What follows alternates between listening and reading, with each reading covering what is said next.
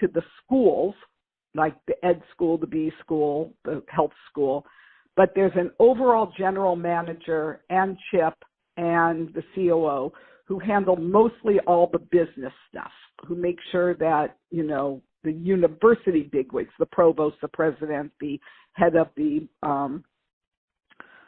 finance department, that they're all happy and everything is working well. That's the exact same model in Noodle. Noodle has general managers that work with each university partner, and John Katzman and his COO, they work basically at the top level with the universities. And that general manager in both 2U and Noodle, they make sure that each school is running well. So I'll give you just an example. Faculty are really, they really think a lot of themselves. And so if a person who's answering faculty support, if a faculty member has problems with that person because that person was either a little snippy or they didn't know or they, you know, they misspoke or they said something that rubbed the faculty the wrong way, there is somebody at 2U and at Noodle that interfaces with the people at 2U right away. It doesn't get away from them for a minute. Right. And so that's how they try to keep their partnership so that they renew and renew and renew. And Ryan, let me ask you a question. Where does 2U lose, right? When do they bump into, you know, is it the level of customer service that they can deliver to the universities that's kind of their differentiator? Is it their network of previously spun out programs?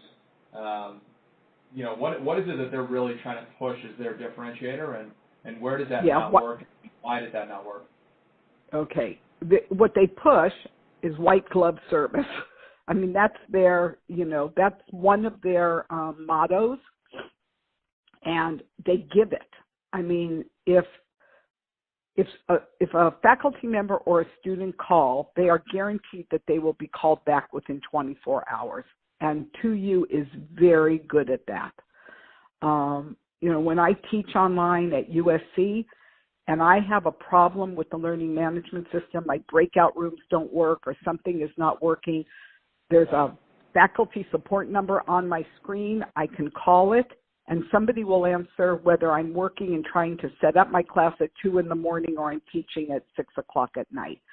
So that's what they really say is white glove service and one shop stopping. You know, you have your general manager or your liaison, and they take care of everything for you, and they do it. And they're known for that. And I think that that is why they are so popular, because they do give that kind of service. The flip of that, what Noodle would say is, you're paying a big rev share for things that eventually you're going to be able to do yourself. So why sign up for a 10-year commitment when you could pay back your loan in 3 years and then go down to a 30% rev share? Why are you why are you signing a 10-year commitment? And I think that a trend will be that universities are going to be thinking a lot about that. Do I need that 10-year commitment? Do I need them in the game forever? And some will and many won't. The other thing Noodle will say to, you know, I'm just telling you what their pitch would sound like. You know, 2U would say, you come to us, you have a problem with the person that's building your course.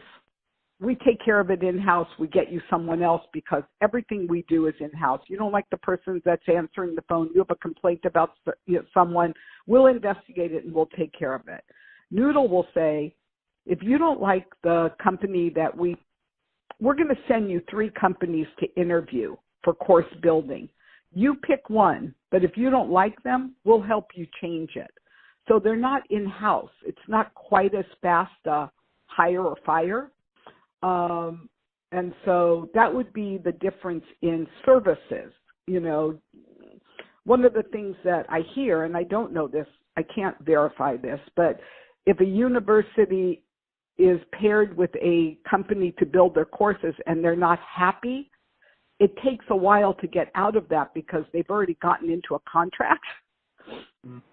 And then Noodle has to get them out of, Noodle has to break that contract and move them over to someone else.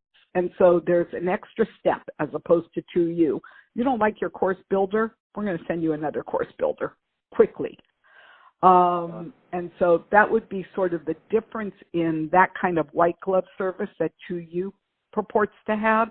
A Noodle that would say, we're going to take care of this. You don't have to worry about this. And why pay a 10-year contract? You don't need to assign. The other thing that Noodle is now saying is, so 2U would say, your courses are so custom, we do them for you, and if you need any changes, we do them for you on a semester-by-semester basis. And they do. Right. Noodle would say, if there are 5 business schools that we have in the Noodle suite, why shouldn't you think about sharing the most expensive content? And so if we build I'm going to give you an example of a social work video that was made at 2U that was so expensive to make. It was modeling counseling a person that was really depressed after her husband lost his life in one of the wars. And so you see her, she's depressed. In order to share that content, for me to take even a piece of that content and use it in the education department, talking about the children of that person who's depressed and what that might use, I had to jump through a million hoops with the School of Social Work because the content is owned by the School of Social Work. What Noodle is saying now to all of their people, if we make a video that costs $200,000 or a case study or avatar piece, and you share the cost of that across universities, you can use it in any way you want, but why not be smart? And why do you have to be so exclusive? And so they're trying to lower costs that way for universities, and they're talking openly about it, as opposed to you that says, we customize everything for you, it's your content, and you own it, and nobody else will have it.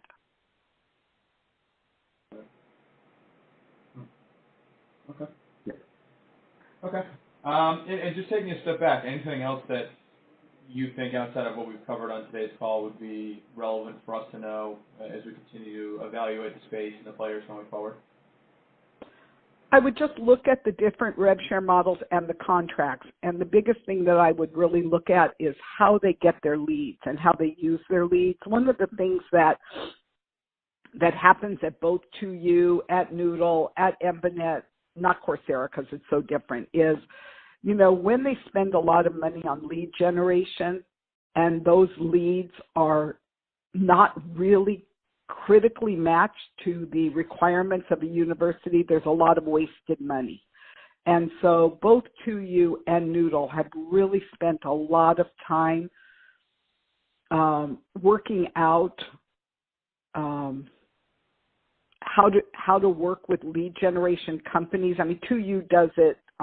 They don't do it in-house either. They hire lead gen companies to generate the leads for these students and to blast them. I mean, really, they blast them with, do you want to go to school? Do you want to go to an ed school? Do you want to go to a business school? Do you want to go to that? And then the other thing that they spend a lot of time with is making sure that they are high on the Google search, analytics and things like that. 2U is very good at that. And so if you put in, I want to go to business school, the first thing or the second thing that's going to pop up on a Google search are 2U partner programs. And so they're smart that way. They really are. They really are. And then the other thing I would look at is the culture of these companies. I think that I don't know about the culture of Embanet and Coursera, but I know about the culture of 2U and Noodle. And both John and Chip spend a lot of time nurturing the people that work for them, making it they say like work hard, play hard. They both do that really, really well. And so they have a lot of steadiness in their hiring. They don't have a ton of turnover unless people go on to bigger jobs in other companies. Like you'll see a lot of 2U folks at Noodle now. because they've wooed them away. And so they're kind of